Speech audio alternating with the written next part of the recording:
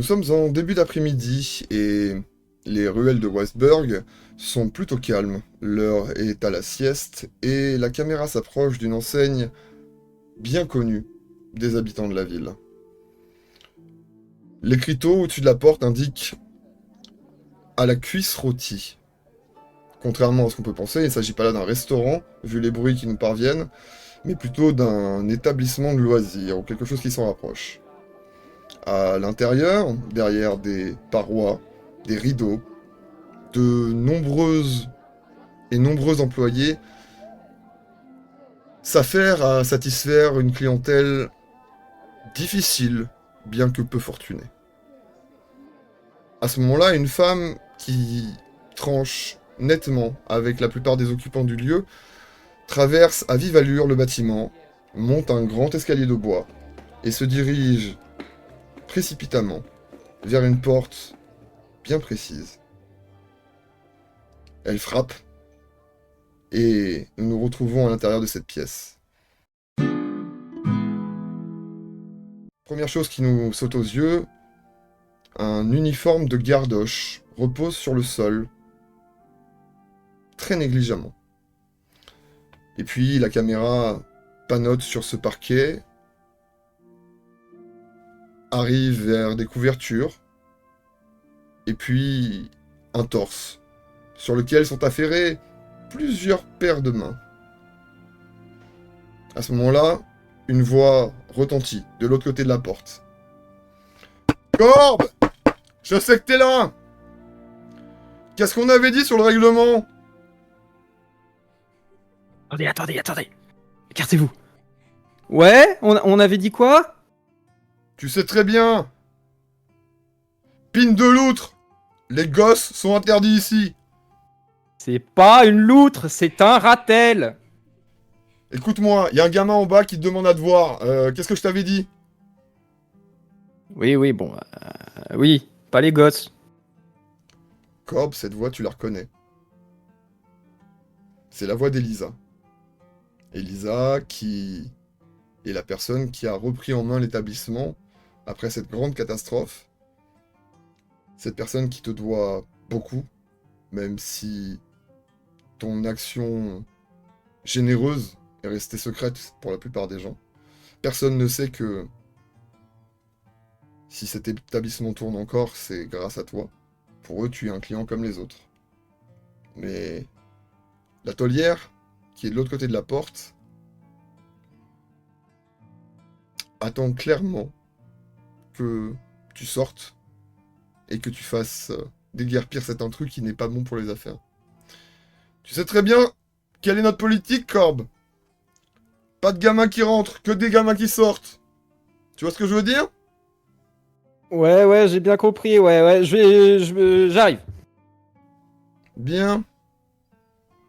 Tu peux finir, hein, je sais qu'on n'aura pas pour longtemps, donc... Ouais, c'est ça, ouais. Bon, messieurs, mesdames, allez, il faut partir, hein, j'ai du boulot. À demain, Corbe. Et je commence... Ouais, c'est Oui, ça, à ouais. demain. À demain. Bisous, mon loup. Ouais, allez. Je me lève, et puis je réenfile mon armure de gardoche, et j'accours le plus vite possible auprès de cet enfant, parce que je n'ai pas envie de me faire rouspéter de nouveau par Elisa. C'est même comment? Tu croises peut-être des collègues, au passage. Mhm. Et puis tu arrives devant cette porte. Tu vois que le portier semble assez ennuyé de la présence de ce marmot. Il l'a envoyé de l'autre côté de la rue. Et il te fait signe en te voyant. Il y a un blanchon là-bas qui voulait te voir. Ouais, désolé Gunther, Bon, c'est pas grave, tu sais, c'est la patronne. ouais, mais je connais la politique, bon, j'ai pas envie que tu te fasses engueuler non plus. Et Bon écoute, bonne fin de service, hein. j'espère qu'on t'appelle pas au turban quand même sur un jour de repos, moi ça me ferait chier. On verra. Allez, je te parle Bon, pas allez. plus longtemps, hein, c'est pas bon pour... Yes. Salut mon Salut. gars. T'éloignes, tu rejoins le gamin qui était assis là, sur un petit muret, une petite pierre. Oh, monsieur Corbe, c'est vous? Bah oui, c'est moi, mais qu'est-ce qu'on avait dit? il fallait pas venir ici. Je sais, mais c'est important, il paraît... Il y a le prévôt qui veut vous voir, de toute urgence. Le prévôt? Ouais, prévôt de Il- toute urgence, même qu'il a dit. Mais il Enfin, sait quel jour on est? ouais, il m'a dit, Et toi, tu... il m'a dit que tu devais pas poser de questions, faut y aller. Et tu vois Ok. qu'il va se planter là, comme ça, devant toi. Ouais, Ouais, bah merci du message, hein. Je lui fais une petite tape sur la tête et je me barre. ok, ouais, je vois qu'on en a rien à foutre des traditions. Et il se casse. Tu l'avais jamais Tradition, vu, celui-là. tradition. Les Blanchons, les gamins des rues, pour la garde, c'est un jour une épine dans le pied, le lendemain vos meilleurs alliés. Un peu compliqué. Mais c'est assez courant que des gardes et leurs supérieurs les envoient faire leurs courses aux quatre coins de la ville. C'est pas inhabituel. Par contre, ce qui est inhabituel, c'est qu'on t'appelle sur un jour de repos. Comment tu réagis à ça? Euh, je suis excessivement énervé, irrité de devoir eh bien, arrêter mes occupations qui étaient, ma foi, fort sympathiques pour aller rejoindre notre prévôt Brett, prévôt Zell, enfin voilà quoi. Hein. Pour je ne sais quoi, ça va être encore ramasser des, des poivreaux dans les rues, ce genre de choses. Donc je suis pas hyper motivé à l'idée d'aller voir le prévôt, mais j'y vais quand même, en traînant les pieds. Et donc tu pars sans attendre, te rendre justement au poste. Tout à fait. Très bien. La caméra voit Corbe partir à vive allure en direction du centre et du poste de garde, quand par la fenêtre, le regard d'Elisa, encore noir de colère, nous indique que ce n'est pas la première fois ni la dernière fois que c'est arrivé, et un jour Corbe va devoir se justifier de tout ça, et peut-être faire amende honorable.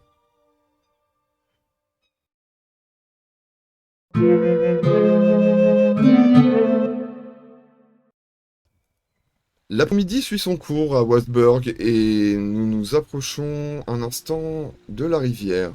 Non loin de là, à quelques mètres du pont, à l'ombre des feuillages, quelqu'un somnole.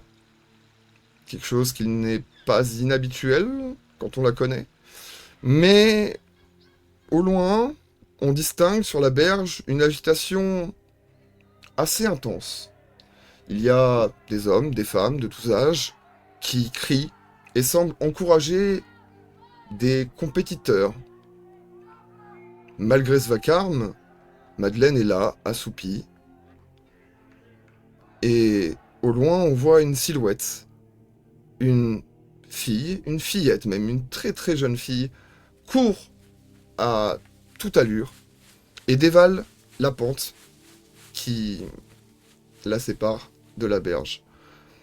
On voit que cet enfant semble crier un nom. On a du mal à l'entendre avec le vacarme autour de nous. Et puis soudainement, sa voix commence à nous parvenir. Madeleine! Madeleine! Elle tombe. Madeleine! Madeleine! Et elle court, elle court, elle court. À ce moment-là, Madeleine, tu ouvres un petit peu les yeux, sûrement parce que Hourra, les vivas de la foule commencent à acclamer un vainqueur. Petit Billy a gagné la course de ragondin du jour. Oh putain, mon poulain! À ces mots, tu te réjouis, tu te lèves et bondis de joie en apprenant que, effectivement, le ragondin, ton champion, celui sur lequel tu avais misé, vient de remporter la course. Ça Je l'avais dit ou je l'avais pas dit? quelques guelders dans la poche et c'est toujours ça de prix. Le salaire de gardoche, après tout, comparé à celui de mercenaire, ça fait une sacrée différence. Et puis, tu sens quelque chose qui vient de percuter la cuisse. Toi qui es pourtant bien stable sur les appuis, hein, pas grande, mais quand même bien musclée, tu sens cette masse un peu molle qui vient s'écraser contre ta cuisse et qui te regarde en criant ton nom. Tu réalises. Qu'est-ce que tu veux, toi? Eh ben c'est le prévôt, il dit que t'es demandé de toute urgence. Comment ça, je suis demandé par qui, moi? Personne me demande. Personne me convoque. Alors, il m'a dit, il faut que Madeleine rapplique. Vite, vite, vite, c'est important. Y'a pas que je suis occupée, là, je suis en train de gagner des courses de ragondins.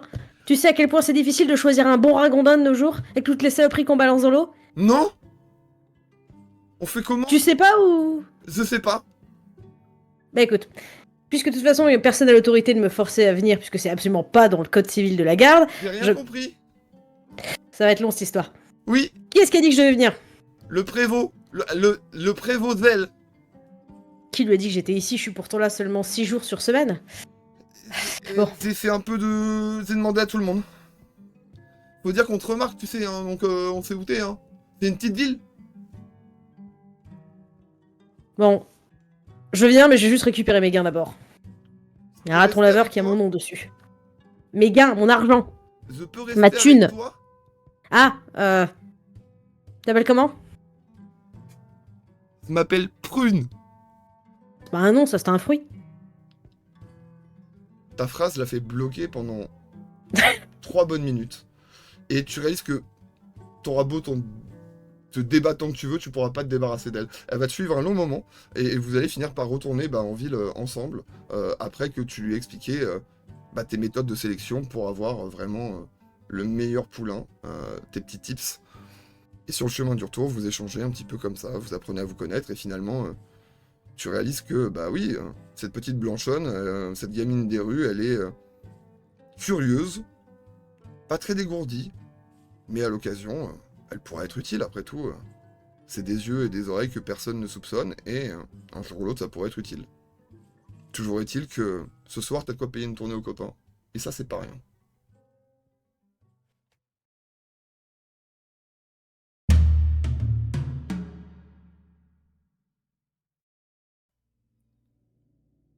Nous sommes maintenant au milieu de l'après-midi, voire même en fin d'après-midi. Le soleil commence à décliner.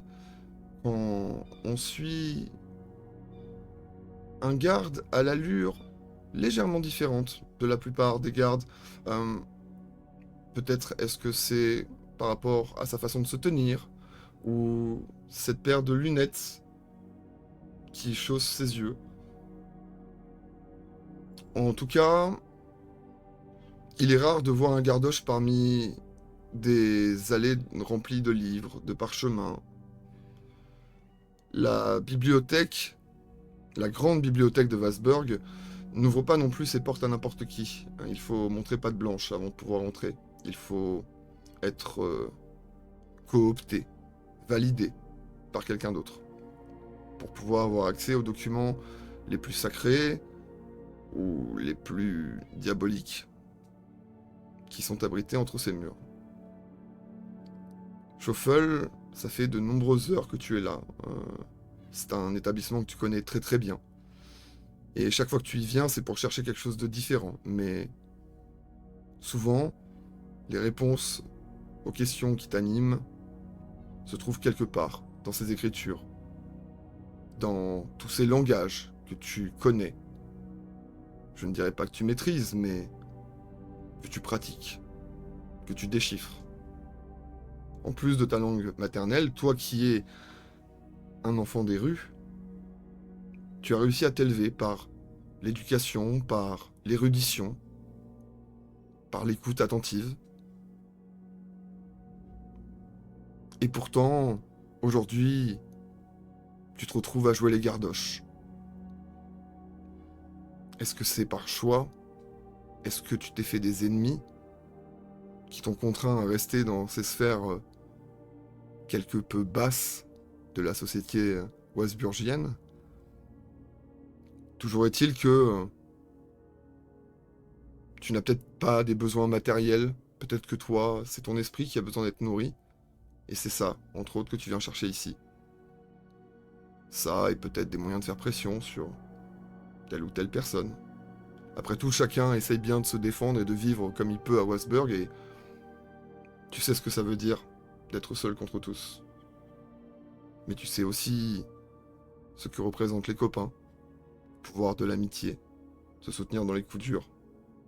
Finalement, Blanchon, gamin des rues ou Gardoche, ça revient un peu au même. veiller sur les copains, tout en faisant attention à ses affaires. Toujours est-il que dans ces murs, le silence règne d'habitude. Et là, une agitation soudaine se fait ressentir. Il y a ces semelles, sûrement de très très basse qualité, qui frappent le sol en marbre de ce lieu habituellement si tranquille. Et puis une respiration haletante de quelqu'un qui a fait un effort intense, soutenu, prolongé, et qui aurait du mal à récupérer son souffle. Au détour d'une aile, tu finis par tomber sur le visage cramoisi d'un Blanchon. Tu le connais, c'est Thibaut. Thibaut, c'est un gamin qui, de temps en temps, rend service à la garde. Et quelque peu, et d'une certaine manière, il te rappelle un petit peu d'où tu viens. Il est rouge, il n'arrive plus à articuler, et il lui faut bien 30-40 secondes avant de pouvoir sortir un mot que tu puisses comprendre. Par réflexe, je lui donne une pièce, une piécette parce que il fait partie on va dire pas de mes contacts, mais je l'ai déjà envoyé faire pas mal de choses et pour moi, il m'apporte une information que j'avais déjà dû lui donner, je me rappelle plus laquelle apparemment. Et du coup, je lui donne une pièce en me disant, bon, bah, il va me donner l'information que j'ai demandé, Tu en vois sachant que pas du tout que. il a la tête toujours baissée sur le sol, les mains sur ses genoux, mais il y a une main qui se tend naturellement comme s'il savait que la pièce allait arriver. Il y a cette pièce d'un demi-guilder, c'est déjà pas mal, vraiment, qui lui tombe dans la main, et tu vois que ça l'aide à reprendre un peu une contenance. La petite main se referme sur la pièce, et puis, très dignement, il te dit: vous êtes demandé par le prévôt Zell de toute urgence pour une mission capitale. Je l'ai bien dit? Je ferme le bouquin que j'ai dans la main. Non, j'ai pas le temps. Et là, je tends une main vers quelque chose qui ne peut probablement pas lire, mais en tout cas, la caméra pourra se zoomer dessus et voir une espèce de calendrier très détaillé, millimétré de ce qu'il doit faire dans la journée, avec des heures absolument beaucoup trop précises. C'est ridicule, mais du coup, il n'a pas la place d'aller voir le prévôt. Tu vois, toi tu ne vois rien car tu lui tournes le dos actuellement, Shuffle, mais dans les yeux du Blanchon, là, il y a une tristesse et une déception intense. Non seulement il attendait une validation de ta part en demandant s'il avait bien fait son rôle, bien joué son rôle, mais en plus de ça, t'as complètement esquivé le sujet et tu lui as dit pas lui, m'en fous. Il est pas préparé à ce genre de réponse. Et tu vois qu'il bloque sur place. Et puis finalement, il y a une petite main qui va venir tapoter ta cuirasse. Vous avez pas entendu ce que j'ai dit? Si, mais merci. Tu fais toujours un excellent travail. Tu sais, je commence à m'adoucir en voyant dans ses yeux un peu perdus Mais non, mais ça je m'en l'attente fous, mais il faut y aller là, c'est important. Oui, Bah- mais j'ai pas le temps. C'est vachement bien. Mhm. On choisit quand on veut bosser en fait. C'est un jour de congé aujourd'hui. J'avais tout organisé de manière à ce que ce soit parfait et tout. Puis je commence à gribouiller sur mon truc pour essayer de commencer à laisser de la place et tout. Parce que si le prévôt appelle, etc., surtout un jour de congé, ils savent que c'est un jour de congé. Donc du coup, je dois Ok, je pas voulais forcément pas y aller. vous énerver, je voulais pas vous énerver, Shuffle. Je vais lui dire que vous voulez pas venir et puis c'est tout. Et il commence à faire. Ah, si, calme-toi. Y a rien contre toi. T'as fait un super boulot. Y a pas de souci. Je vais y aller. J'arrive. Juste, il faut que je réorganise. Là, vous Faut entendez que je réorganise. chute assez sonore qui provient de genre 2 allées plus loin. Pardon, Organise. monsieur Shuffle, pardon. T'inquiète, mais merci, merci beaucoup. Et du coup, je lui laisse quand même la pièce alors que c'était pas du tout Ah bah il comptait pas te la rendre. ce qui était prévu. Mais Non, il commence mais à je partir. fais abstraction. Et on te voit regarder cette longue liste de tâches à accomplir et la rouler. Et gribouiller soupirant. frénétiquement certains endroits que, bah, du coup, pour essayer de libérer de la place et Tu vas on voit annuler que des ça. trucs et reprogrammer des trucs, effectivement. Oui. T'es quelqu'un d'organisé et C'est juste reporté. Voilà. Ça reste important. C'est juste que là, le devoir t'appelle.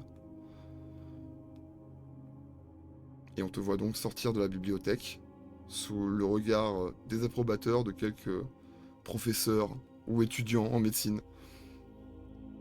Est-ce que tu fais une dernière chose avant de quitter cette bibliothèque? Est-ce que tu avais terminé ce que tu devais faire là? Ou est-ce que tu vas laisser un marque-page, quelque chose pour ta prochaine visite? Non, je pense que je suis juste en train de partir extrêmement contrariée de cet imprévu et de toute façon j'avais fini ce que j'avais à faire dans cette allée-là en tout cas. Quand tu sors, tu vois Thibaut, le Blanchon qui était venu te demander à rejoindre un petit groupe de Blanchons un peu plus loin. Tu vois des filles, des garçons de tous âges, plusieurs têtes comme ça, qui se chamaillent et tu vois qu'il fait voler la pièce, il joue avec la pièce, il la jette en l'air devant eux en essayant de la rattraper. Et tu vois qu'à un moment, une petite fille qui a l'air d'avoir, je sais pas, 7-8 ans, qui lui attrape la pièce au vol et qui commence à se barrer et tout le groupe d'enfants se barre à sa suite. Je vais vers lui et je lui redonne une petite pièce. Il te remercie et tu les vois s'éloigner en courant, disparaître ailleurs. Et on te voit marcher lentement vers le poste de garde.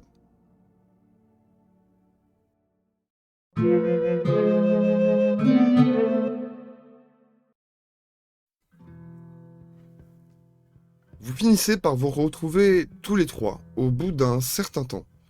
Corbe, t'étais arrivé le premier, à peu près en milieu d'après-midi. Et tu poireautes devant le bureau du prévôt depuis quelques heures, maintenant. Sans que personne ne t'ait donné la moindre information. Au bout d'un moment, Madeleine a fini par débarquer. Vous ne connaissez pas forcément, mais vous portez le même uniforme. Tu l'as peut-être croisé de vue, vu patrouiller dans le quartier. Vous n'êtes pas des amis, mais selon les règles et le code de la garde, vous êtes frères et sœurs. Qu'est-ce que vous vous dites tous les deux en réalisant que vous attendez devant la même porte? Et toi, Madeleine, tu vois que Corbe a l'air d'attendre depuis un bon moment. Est-ce que les gamins nous ont laissé... Les gamins sont pas rentrés dans le bâtiment, je suppose? Non, généralement, ils rentrent pas, non. J'arrive un peu les poings énervés et quand je m'approche de Corbe, la première chose que je dis c'est n'empêche que c'est une violation de nos droits parce qu'un jour, hein, moi je sais pas toi mais moi je bossais pas aujourd'hui. Hein. Tu vois que j'ai le poing, j'ai la tête qui est calée contre mon poing. Je suis à moitié endormi. Ouais, nos droits, ouais, bah il nous les a bien mis à l'envers. Hein. Exactement. Donc je sors de ma poche mon petit bouquin, il manque la moitié des pages mais c'est ça tu t'en le sais pas forcément, qui est le code civil de la ville. Je fais genre, j'ouvre complètement par hasard et je pointe.